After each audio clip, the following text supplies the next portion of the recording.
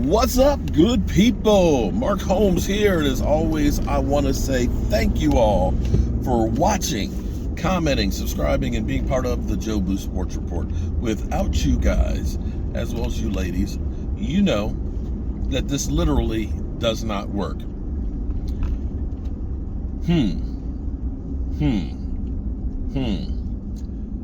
Let me say, da-da-da-da-da-da.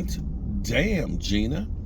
Gina just shared with me a tweet from Dez Byrant, who actually said, I heard DJ Moore to the Dallas Cowboys. I love it.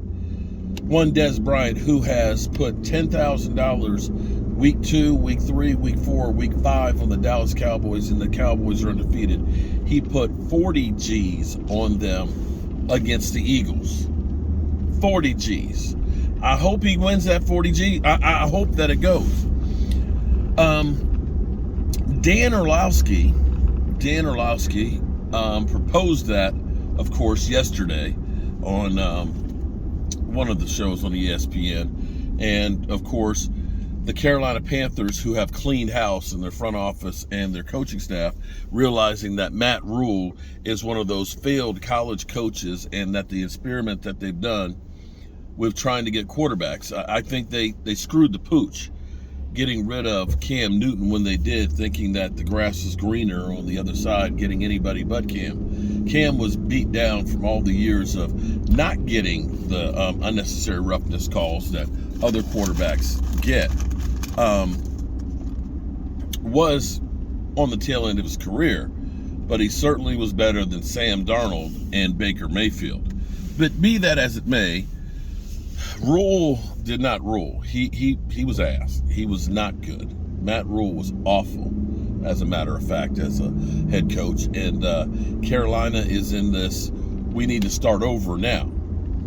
So they have DJ Moore, who is a good, very good wide receiver, who's been in the league for about 5 years, got about 4,500 yards and 15 TDs, with garbage quarterbacks throwing to him. And let me be clear on this. With garbage quarterbacks throwing to him. Sorry, Sam Darnold, be it he was the number 1 pick, was ass. First round pick. Baker Mayfield, you know, bro, I tried to give you a pass on last year because of all the injuries and things. Sorry, dude, you just suck. Yeah, this Baker Mayfield, you're just terrible. You're just terrible. So Carolina's looking to get draft picks because they traded for both of these bums that can't play. They recognize we don't have a quarterback. We don't have draft picks. We are stuck in football purgatory. And by the time we end up being able to turn things around, DJ Moore will probably be overpriced and probably on the tail end of his career. So the best move right now for them is if we can go ahead and get a great draft pick for him, if we can get some cap relief for him, by all means, let's go ahead and do it. That team is probably at a fire sale mentality. Christian McCaffrey, another one. You know, they talk about how we wasted money on signing Zeke. It's amazing that nobody talks about Christian McCaffrey.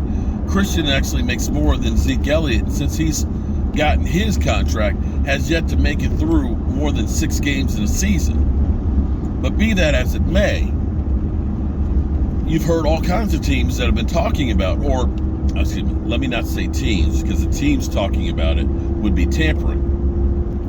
You've heard all kinds of teams that people are projecting should make this move. They look at it and they say that the Baltimore Ravens should get a good target for Lamar Jackson. If you're going to try and pay him and everything else, he needs to have a great target. You've heard about, of course, the Green Bay Packers, that Aaron Rodgers does not have great targets to go through. You know, he's got Randall Cobb, who's the Randall Cobb of before he was released from Green Bay, not the Randall Cobb that resurrected his career and made bank working with the Cowboys and Dak Prescott. That they don't have a great threat on the Green Bay Packers. So that's another one that makes sense. You hear about the Kansas City Chiefs, of course, that have lost Tyreek Hill. that they would be a place that would love to have him as well. And then there's the Dallas Cowboys, who we got Michael Gallup back after paying him. And, you even in the 2 games that we've seen, you see the flashes of Michael Gallup where he's had flashes before, where he has been, that catch on the sidelines, unbelievable. That you look and say, yeah, that's a really good guy.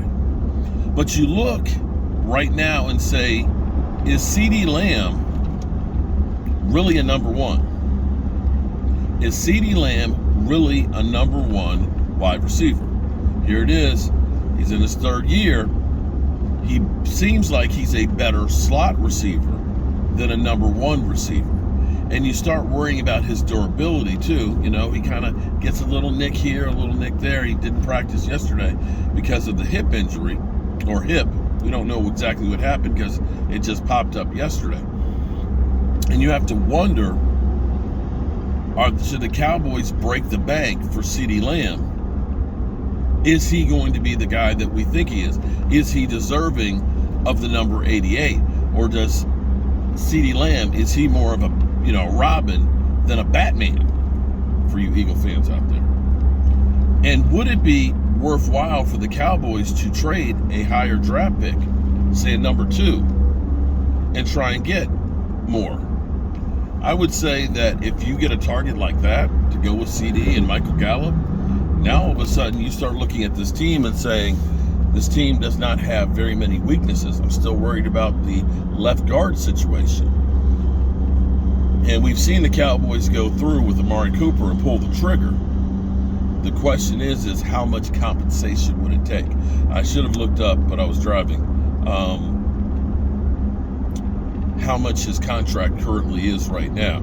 Now the Cowboys have about $8 or $9 million of cap space left over right now, after the moves that they've made that they can roll over to next year, and they will be able to get some cap relief, of course, because the salary cap will be jumping up big time because the new television money will start kicking in. The new collective bargaining agreement will start kicking in next year, but the Cowboys are more apt to say, we're not going to go into cap hell.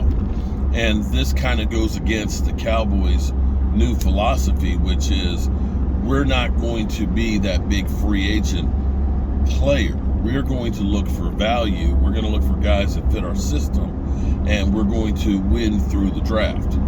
Now, you can say that the Cowboys are always competitive with that philosophy, but we haven't been able to make it to the big dance. And this may be one of those cases that you look at it and say, this is the Charles Haley type move. This is the Deion Sanders type move that say, we're all in to go ahead and make that run. You can see what A.J. Brown has done for the Eagles offense, be it they haven't played any great defenses, but you've seen what that move makes. Will this happen? I kind of doubt it. I'm sure that somebody else will offer a whole lot more, because we know how the Cowboys front office is. But of course, this is always great to dream about and talk about.